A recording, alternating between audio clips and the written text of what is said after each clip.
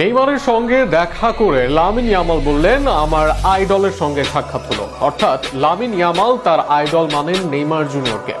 অবশ্য অনেক আগে থেকেই মেসি বিশ্বসেরা, তাই আইডল মানলেও নিজের খেলার আইডল মানেন নেইমারকে। বর্তমান বিশ্বের সেরা ট্যালেন্টেড খেলোয়াড় লামিনের নেইমিকে আইডল মানা নিয়ে থাকছে প্রতিবেদন। বয়সটা এখনো প্রাপ্তবয়স্ক বলার মতো হয়নি। কৈশোরেই বিশ্বের সবচেয়ে রেটেড খেলোয়াড়ের একজন, ট্রান্সফার মার্কেটে যার মূল্য কিলিয়ান এমবাপ্পের চেয়েও বেশি, অর্থাৎ 180 মিলিয়ন ইউরো। সেই লামিন ইয়ামালকে অনেকেই বলেন নতুন মেসি। তবে রাফিনহা সহ অনেকেই বলেছেন মেসি নয়, রাফিনহার খেলা দেখলে মনে হয় নেইমার জুনিয়র। অবশ্য লামিন ইয়ামালও স্পষ্ট করেছেন তার খেলার আইডল নেইমার জুনিয়র, যদিও বিশ্বসেরা হিসেবে মেসিকেও আদর্শ মানেন। একদিন আগে গ্লোব সকার অ্যাওয়ার্ড জিতেছেন নেইমি ইয়ামাল দুজনই। সেখানে নেইমারের সঙ্গে সাক্ষাৎকারের পর লামিন ইয়ামাল বলেছেন, ভালো লাগছে